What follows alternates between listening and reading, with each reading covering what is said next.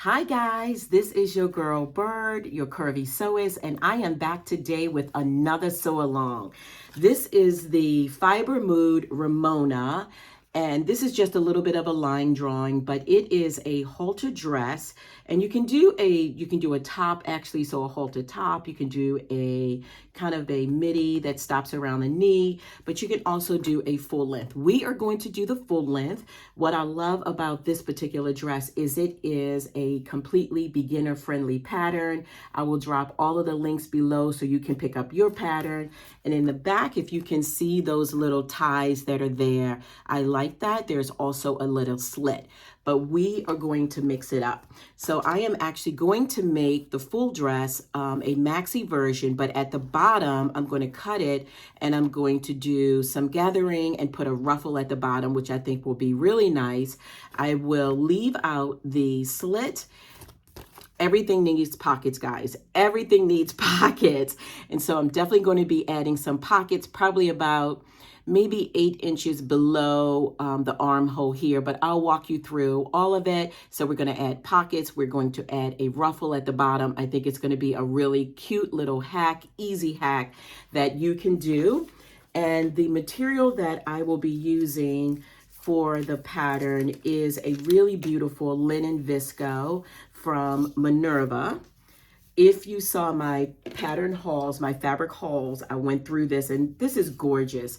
What I love about a linen visco is that linen, honestly, you can iron it 20 different times in 20 different ways and it will still wrinkle. But a linen blend, like a linen visco, is perfect. You can iron it. It actually resists wrinkles and that sort of thing. You still have all of the beautiful benefits of linen, which is a very lightweight fabric for the spring and the summer.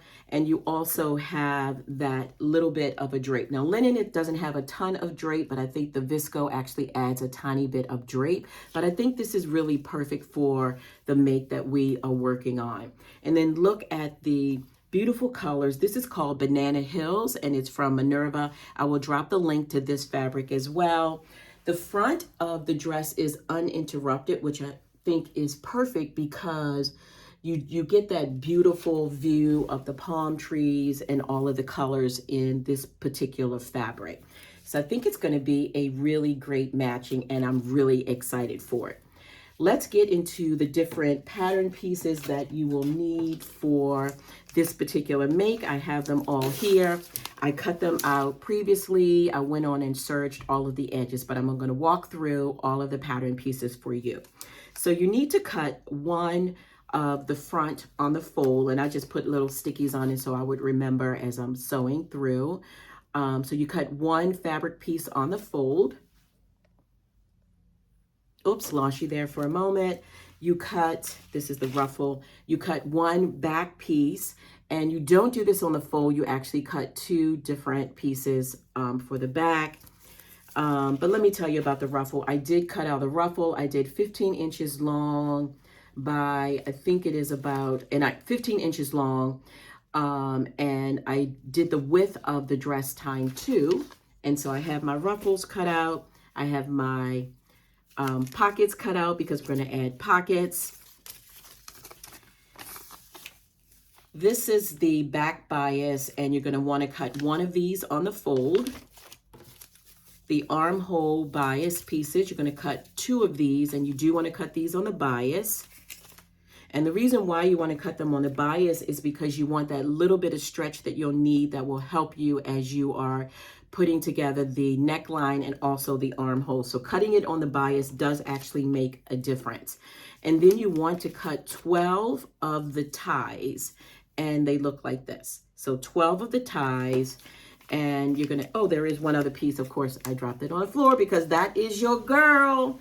Okay, and then the last little piece is the neckline. All right, so we have all of the pieces and we're ready to sew.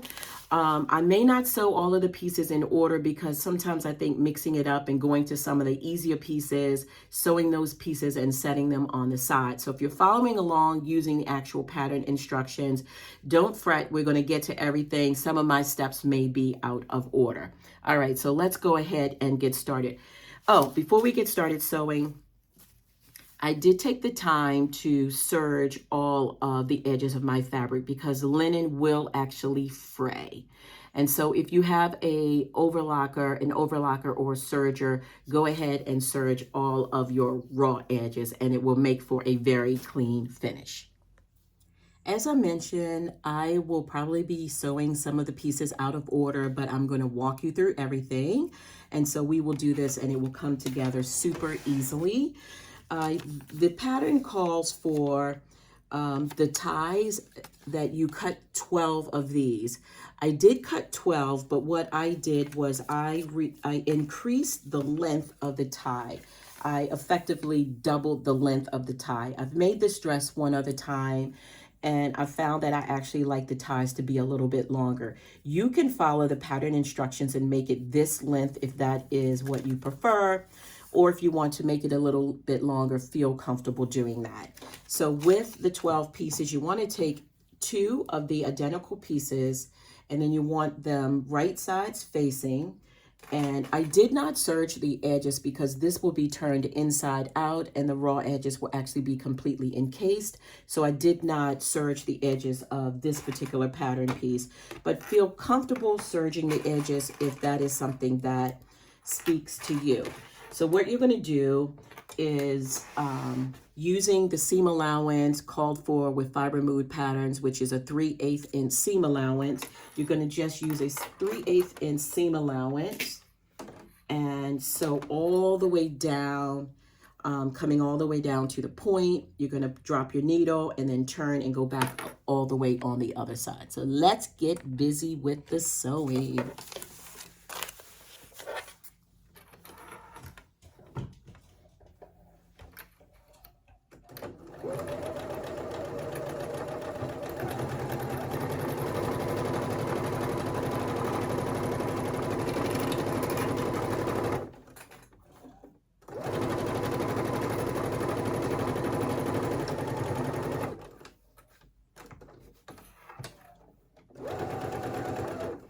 Now, when you get to this little pointy end, what you can do is reduce the length of your stitch. Now, you don't have to. I'm doing that because I'm using a linen visco, and I just know from working with this already that the fabric is a little bit, the weave is not very tight, and so I like to go with a tighter stitch. You may not need to do this if you're using a different fabric. Likely you won't need to do it, but I just wanted to tell you that that's what I'm doing here. And now that I'm on the straightaway, I'm going to go back to the regular stitch length.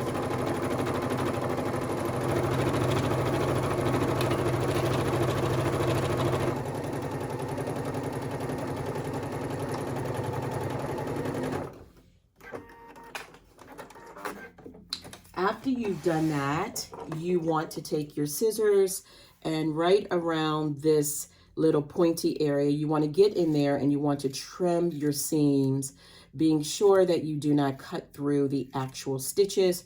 And by trimming the seams will make for a much clean and crisp point on the end of your tie. You don't have to do that all the way down, but certainly if you want, you can trim the seams all the way down. The linen is very lightweight, so I won't bother with trimming the seams all the way down. I thought I had my point turner, not my point turner, but this turner here. So I'm going to use this little tool, and it has this little hook on the end. I do have a love-hate relationship with this tool, but it does actually work. I'm going to push it in, slide it in, hook it to the fabric so you can see that the little metal end, let me see if I've hooked it. Okay, there it is. You can barely see that little metal piece there. It actually locks in as you pull it.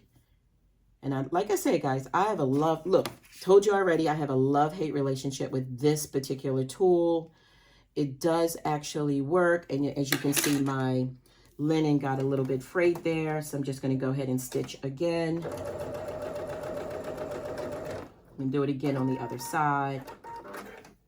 You may not need to do this with a different type of fabric, but working with this particular linen, I found that the weave is pretty you know, it's not as dense, and so being a little bit cautious with it. So I'm going to do that little hook, but I'm not going to do it so close to that little pointy, sensitive area. And I'm going to try to grab it and see if this second time through, if it works okay for me. If you have another tool that you use for this part of the process that you love, I just haven't done much research to invest in another turning tool like this. Fortunately, I don't have to do it a ton, but this one, sometimes she works perfectly. And I know you guys have seen me use it in other sew-alongs. Let me move that out the way. And then other times I'm just like, oh. But it's okay. If it doesn't work, I see it's catching some of the other linen pieces. So let me go back and we're going to start again. Welcome to the real world of sewing, where the little gadgets don't always work the way, I'm trying to grab the hook here, don't always work necessarily the way that you would like. I think I have it, so don't speak too quickly, Byrd.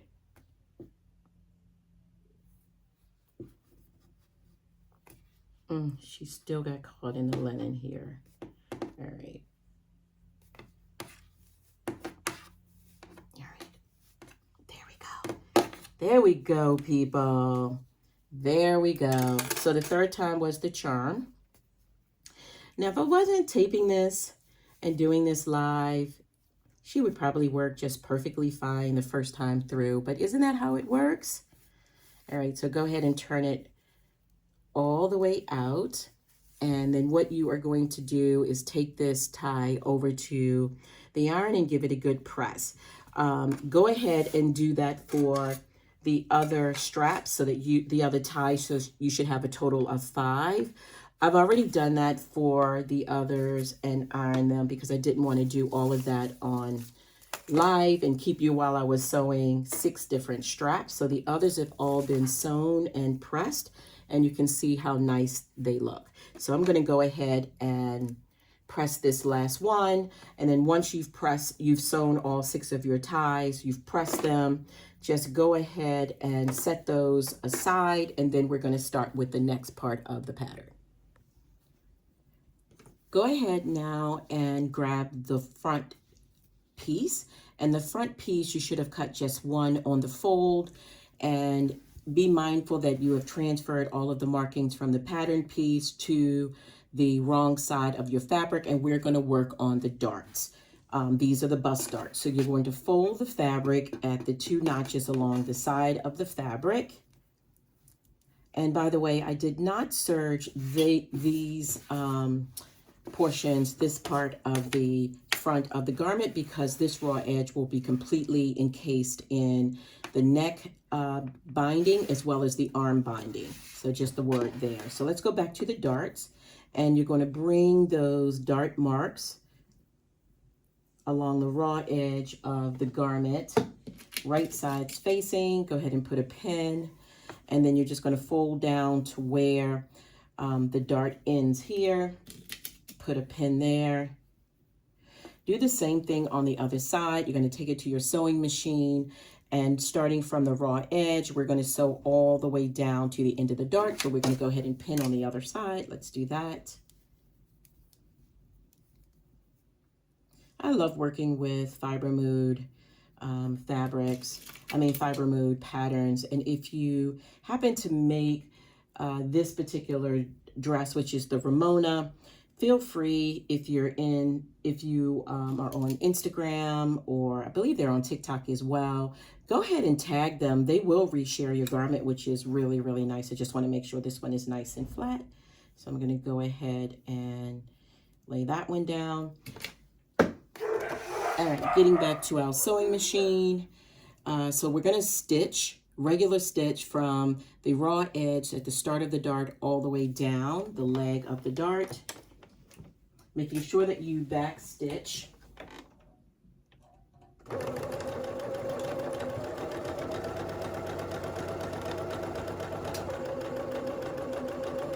All right, when you come to the very end of the dart where the dot is from your pattern piece that you should have transferred that marking over to the wrong side of your fabric, you're just going to use the wheel to manually move the needle all the way to the highest point, lift your presser foot, pull out the thread, and you want to have nice long thread tails as they are called. Go ahead and snip, leaving those tails nice and long. And then let me open this up.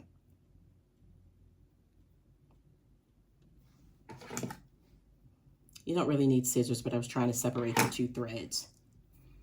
And then you're just going to go ahead and by hand tie it once, tie it twice, and then just simply cut the thread close to the fabric, but make sure that you keep the knot there. After you've done that, you are going to take your garment to your ironing board and you are going to press the garment down. But let's go ahead and do the other side very quickly.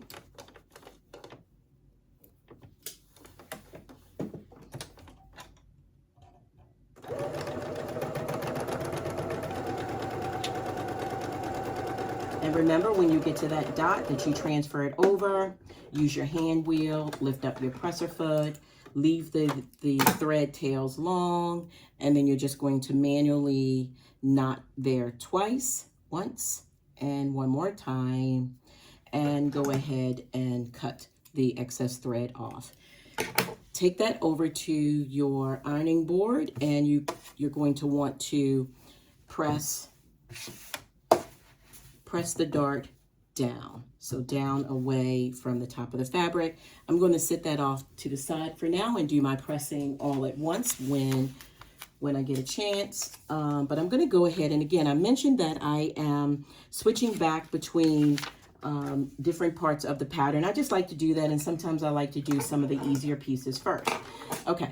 So we are going to add a ruffle to the bottom of the skirt instead of keeping it long. It will be long, but instead of it just being one, the bodice in the front, we cut that probably around just below the knee, and then I added the ruffle instead of the slit. I just wanted to make this just a little bit different than the other one that I made. So what you do is, after you've cut your ruffle, and this is about, I think this is, I have to look at my little note for the ruffle. I do believe I made the ruffle, I made this 15 inches long. So I cut the ruffle 15 inches long this way, and the length of the ruffle is twice the size of the front of your dress and twice the size of the back of your dresses, if that makes sense. So I cut two different ruffle pieces. One twice the size of the front and one twice the size of the back. If your fabric is not wide enough, it is okay to cut two different pieces for the front and two pieces for the back. Whichever that you've chosen to do, what you want to do on the short end, I'm trying to find where that is because I'd actually gone on just a few minutes ago to sew that. You are going to sew those seams together. So you're going to sew the ruffle pieces together. And you can see that I went ahead and serged it. So go ahead and pause the video, sew the ruffles together on the short end, serge it or use a zigzag stitch. Knowing that this is going to be the hem of my garment, before the ruffle is attached to the dress, you're working with a lot less fabric. So I like to go ahead and hem the ruffle, which is effectively the bottom of the dress now. It's okay, you can do it later. I went on and did it now because I'm working with less fabric and it makes it easier. So what I did was I serged, I overlocked the raw edges of the ruffle. I turned it under about 5/8 of an inch. You can do this based on whatever speaks to you. And then on the right side of the fabric, I went ahead and hem by just doing a top stitch. Now what we want to do on the other, so you have the hem on one end, what we want to do on the other end of the ruffle is you want to keep your thread tails long on your sewing machine. So the way that we had it just when we finished working on the dart. So that's perfect timing. And As you place the ruffle here, you want to lengthen your stitch length from what is normally like 2.5 or 3. You want to take it up to the longest stitch length. For my sewing machine, it is 5. If you have a ruffle foot, you can use your ruffle foot to do this. If you have a serger, you can also use your serger to do it. I'm going to go ahead and do it with 2 rows of stitching because I want to be able to show it to you just in case you don't have those other gadgets at home. All right, so you're going to stitch 2 rows parallel to each other from one end all the way to the other end of the ruffle, stopping at the seam. Some people go through the seam. I don't go through the seam because if for some reason the thread should break when I'm gathering this part of this particular pattern piece, the ruffle, then I have to start all over. So I stop before I get to the seam. All the way down.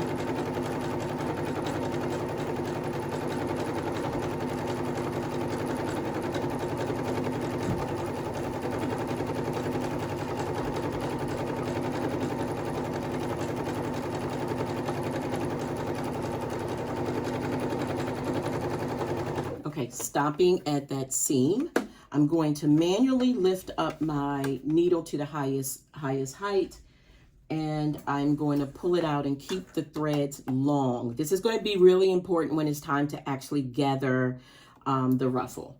And I'm going to go back to where I started, and I'm going to do a second row of stitches, making sure that the thread is out of the way because I don't want to stitch over the initial thread that I put, the initial stitch that I just sewed in. Okay, so I'm going to only stitch probably about 1/4 of an inch way, pretty close to that first stitch that you put in, first gathering stitch, all the way.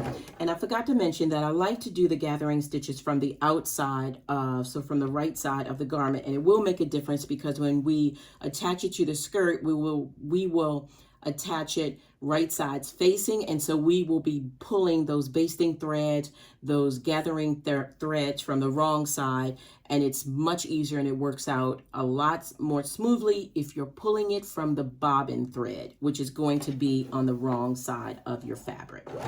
So just as a reminder, do your gathering stitches on the right side of your fabric. You may say, why would I do that on the right side? But just, you know, with sewing, I've just learned to trust the process because it really does come together. And I can sew pretty quickly because I'm using my presser foot to kind of use as a guide. So I'm staying pretty much the same distance away from the first stitch that I put in.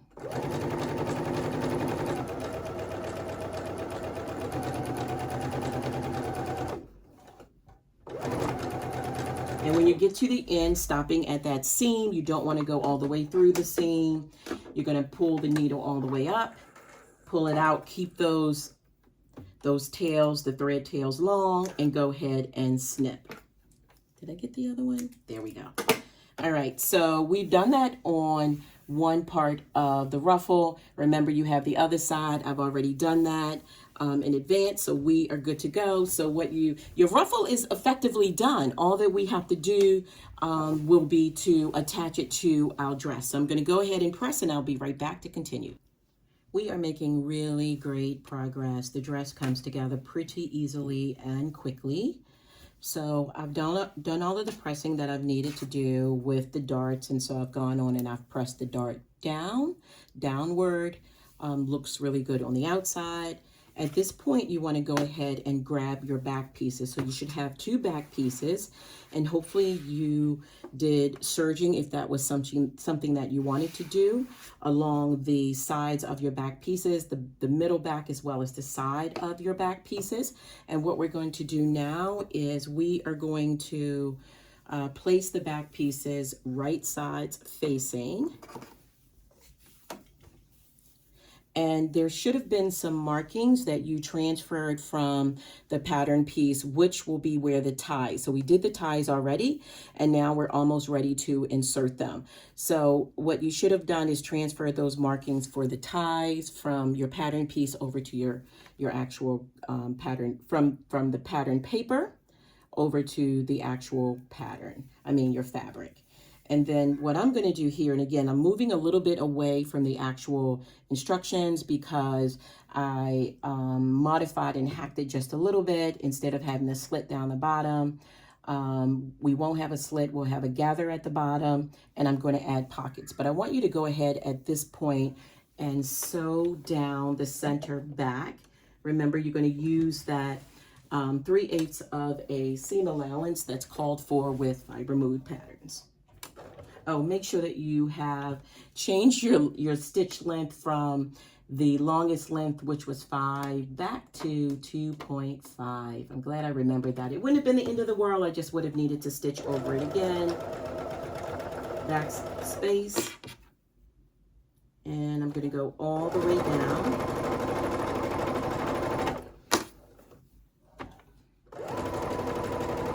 And if you're following the pattern without the hack that I did, you would actually go all the way down to the marking, and then you would just do some really easy work to create the slit. But we're not doing that. We're going to sew the back pieces all the way down.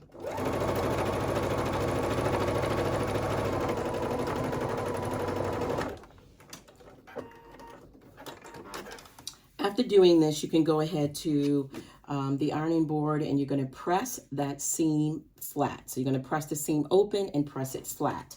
I'm going to do that in just a moment.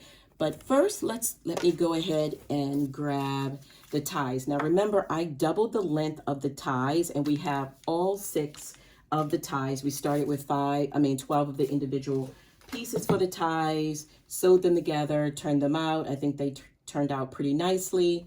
And again, this is where it's important that you have transferred the markings onto the back of your garment. It's like, so right sides facing, we are going to take one of the ties and following the notch, go ahead and pin. So raw edges, find that notch a little bit further down for the next tie. And then go ahead and put a pin to secure the next one so it kind of starts to look like that. Let's do that for the 3rd tie here. Pin it down.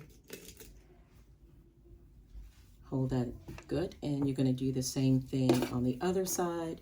Again, right sides facing with the tie. Find your notches, not your notches, find the little markings that you transferred from your pattern piece.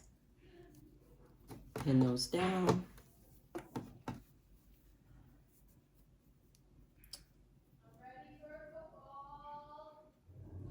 My daughter just came home. She's down there talking about, I don't know if you guys can hear her in the background. That's my baby girl. She's in a good mood. I love her. I love her to pieces.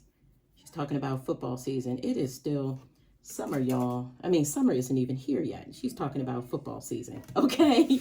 So I have pinned all of the ties down. And let me give you guys a little bit more of a visual here. Oops, lost one of my pins. Let's put that one back in there. And all that you need to do once you have pinned all 6 of your ties to the rear dress pieces is you're going to just take it to the sewing machine and very close to the raw edge, probably about, the seam allowance is 3/8 of a seam allowance. So I'm going to say probably about 2/8, so 1/4 of an inch from the raw edge. You're going to base these down and then we are going to come back and move on. The straps are all basted on, and I went on and I pressed that back seam, pressing the seam open. Remember, we're going to add pockets because everything needs pockets. And so I just have a standard pattern pocket piece that I use. If you don't have a standard pocket piece, if you look at another pattern that you have that had side pockets, seam pockets, you probably can use that for this. And that's pretty much what I used is one that I have here in stock. And so since the pattern does not have a marking where the pocket should be attached, As a general rule, what I did with the other dress is about 8.5 inches below this side seam. So this is the back dress. And so about 8.5 inches below the side seam. Let me just go ahead and get there. And I am going to put a little pin there, 8.5 inches. And that is where the pocket is going to go. I'm just going to put it up next to the other one. I'm not even going to measure the other side. I'm just going to put the back pieces together and put that pin exactly where I want the pocket to go, lining them up. So that's the back piece. Grab your front piece, and remember, here are the darts. So find that side, that armhole edge, and measure down about 8.5 inches. And this is kind of like just a good place for pockets for me. What you can do is just just kind of baste them in and try the dress on to see if that's, as a general rule, if that works for you. I've done this a lot. So for me, generally anywhere between 8 and 9 inches below the underarm seam works for me if I'm going to be adding inseam pockets. So just have pins there. So I'm going to grab the pocket. And putting inseam pockets in is another area where you just have to kind of follow the process and trust the process. So I'm going to go ahead and just align the pocket right where I put that pin, move the pin, go ahead and put another pin or clip there, whatever speaks to you. I'm not a super big fan of pins. Clips are generally my go-to. It's pretty, pins, I usually end up sticking myself. And so you want to place that pocket right sides facing on the garment. And let's go to the other side of the front garment. Grab another pocket. Okay. So I have another pocket.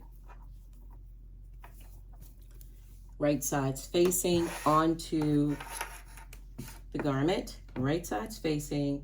Line it up right there where I put that pin that I used as a marker. And go ahead and grab a clip, remove the pin.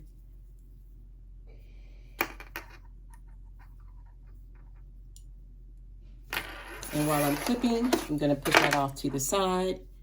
Grab those last two pocket pieces, pull out my back dress, and grab the pocket, right sides facing.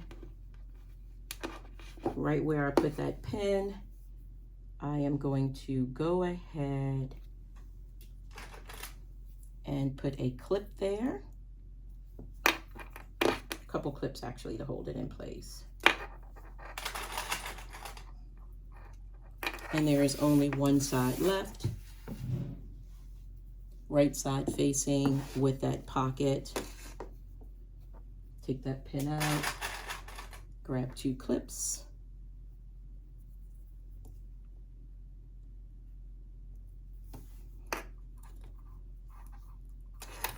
All right, so we have clipped or pinned the pockets right sides facing. So here's another view. Here's the back of the dress. You can see where the ties have been basted in. And then you can see the pocket pinned on the side, clipped on the side, and on the other side of the back of the dress. I'm now going to take it to my sewing machine with a regular stitch about 1/4 of an inch away from the raw edge there. I'm going to go ahead and sew the pocket down from here just to that little notch.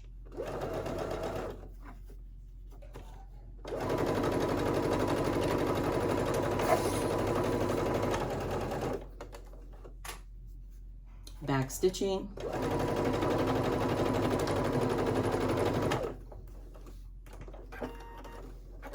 And you're going to do the exact same thing. Oops, get rid of those extra threads. And we are going to do the exact same thing to the other 3 pocket pieces that we have pinned or clipped to our garment. Let's get that lined up nicely.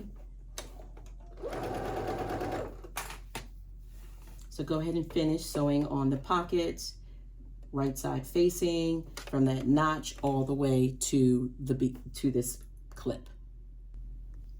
All 4 pocket pieces should be sewn on, and on the inside, press the seam allowance toward the pocket. So we want to understitch the pocket. So we've sewn the pocket on, right side facing, so remember that. Pocket is sewn on right side facing. You're going to press the seam allowance on the inside of the fabric toward the pocket, and then on the outside of the pocket, we are going to do what is called understitching.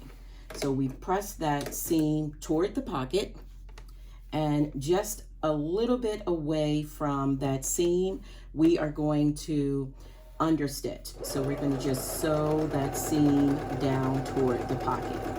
And that kind of keeps the pocket from kind of willy-nilly flopping around. So you want to do that for all 4 of your pocket pieces. I've gone on, I did that already for the other 3 pieces, so we're ready to go. If you're not, go ahead, pause the video, and then come back and we'll move on together. Okay, so all 4 pocket pieces have been attached and understitched. Go ahead and place the front of your dress and the back of your dress right sides facing. So right sides facing, right sides facing. And then the 2 pocket pieces on this side of the dress, it should look like this.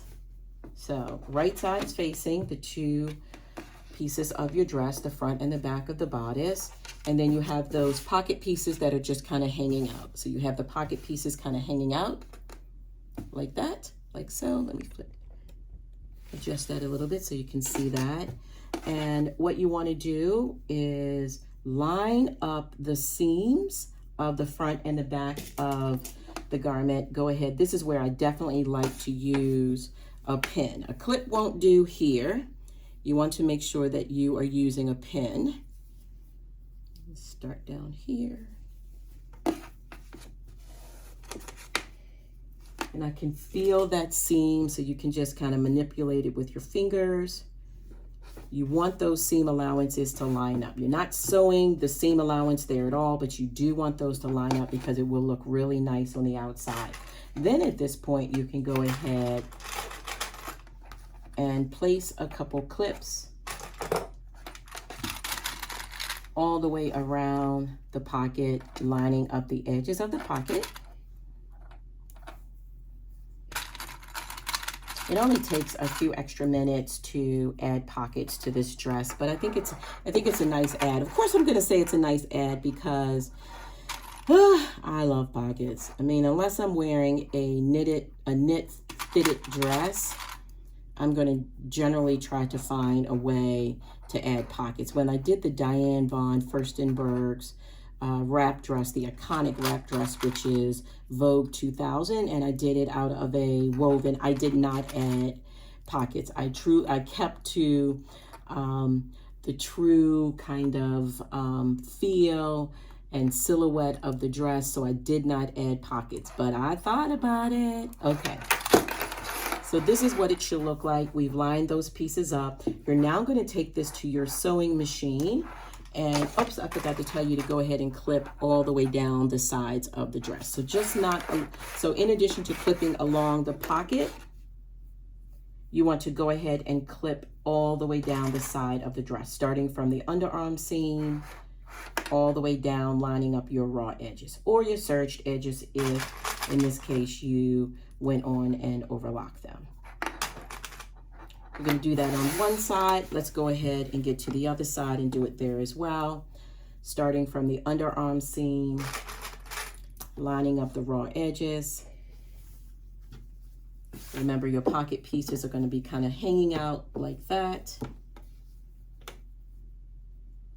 And when you get to that critical part here, you want to make sure that the seams are completely lined up. Let me grab a pin to make sure that it is perfectly lined up.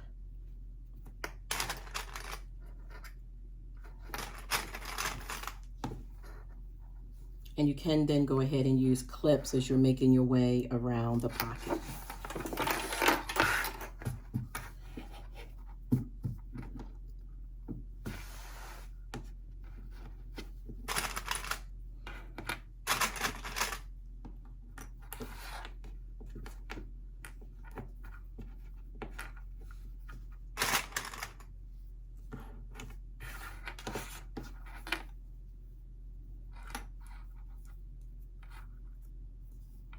This fabric is really nice to work with. You know, again, if you're using a linen, which I think is a good choice for the dress, a flowy fabric I think works great. A cotton works as well. I believe that the Fibre Mood website actually, I think it calls for a cotton or something like that. So you definitely have some options.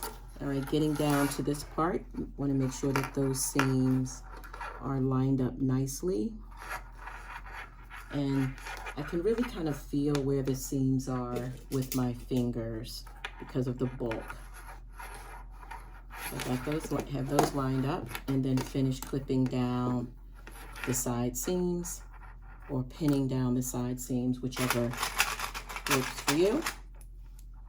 After you've done that and you've clipped all the way down and all the way around the pocket, back to the sewing machine, going back to the seam allowance as prescribed on the pattern envelope, which is 3/8 of a seam allowance. Whoops. Give it a little, whoops. Give it a little bit of a back stitch. And then you're going to sew all the way down.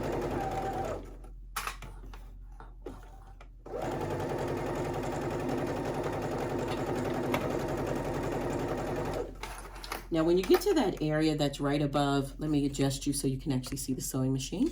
So when you get to that little area that's right at the start of the pocket, you're going to come down to where the pocket starts. And I go down probably about a 1/2 inch back stitch, because this is an area that gets a lot of kind of pulling the tension as you're putting your hands in and out some of the pocket. So I like the back stitch there. And then get to the end of that stitch and put the needle down, turn, whoops, it's going off the table, turn, and I'm going to now proceed to stitch all the way around the perimeter of the pocket.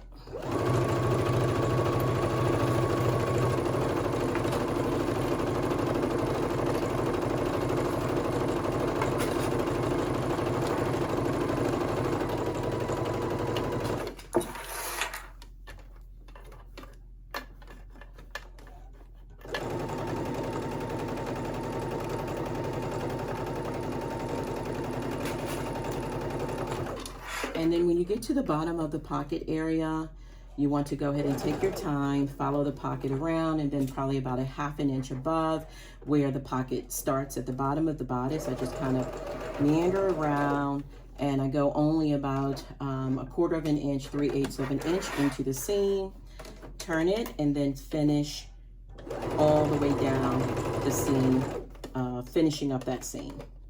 Let's get that serged.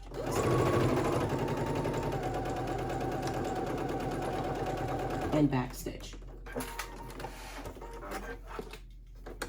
Let's get rid of any extra pieces of thread.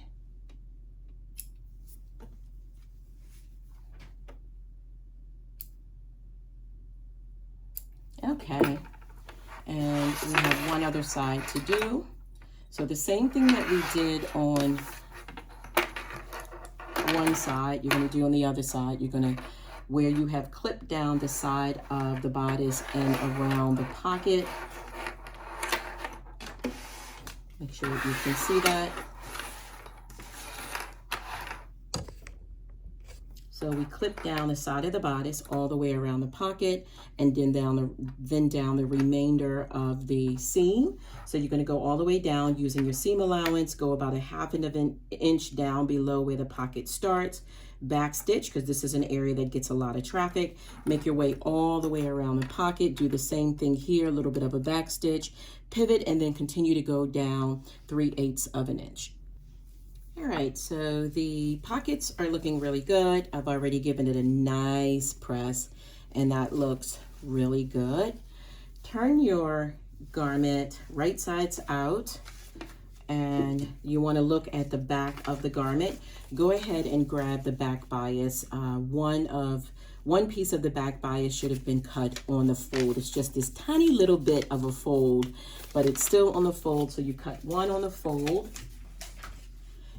And I went ahead on the outside of the facing, I went ahead and used the overlocker to kind of clean up the edges. You want to put the facing, right sides facing on the back of your bodice, lining up that center area. So I'm going to go ahead and put a pin there.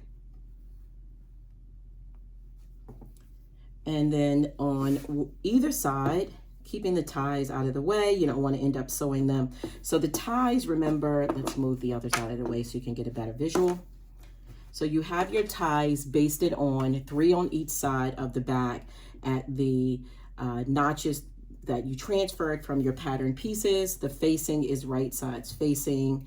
And so the ties should lay flat. They will be encased, so kind of sandwiched in between your facing and your actual back bodice. Go ahead and pin those down, clip those down. I'm pinning a little bit to keep my ties completely out of the way. If they decide to get a little bit wonky, I don't want to end up catching them in my stitch at all. So let's move those ties out on the other side. That looks really nice. Lay those out flat as well. Pin or clip.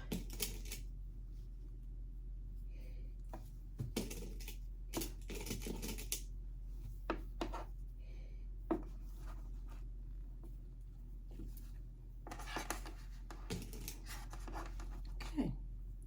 Then after you've done that, you're going to take it to the sewing machine, and using a 3/8 of a seam allowance, which is the basic seam allowance for a Fibre Mood pattern, you're just going to sew all the way down. When you get to this midpoint here, the center point here, you want to make sure that you're stopping right there at the center, pretty much right there, not pretty much, but you want to stop at that seam, drop your needle in, turn it, and then stitch up on the other side. So let's go ahead and do that.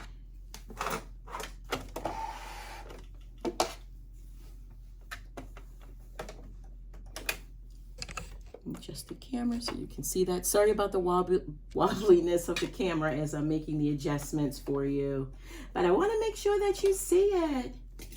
Okay.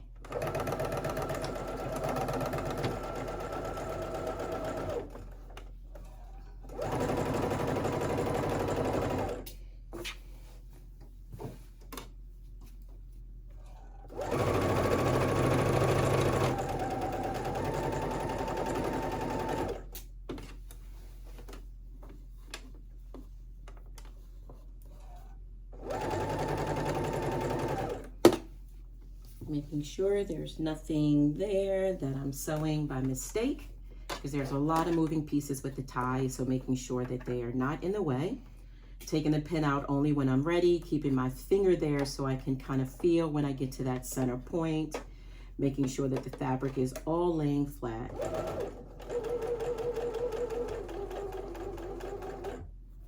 And then I'm going to go ahead at this point, go ahead and switch with the needle drop down. And then make my way up on the other side, making sure that the ties are out of the way and the facing, oops, lost a pen, and the facing is right sides facing, still laying nice and flat.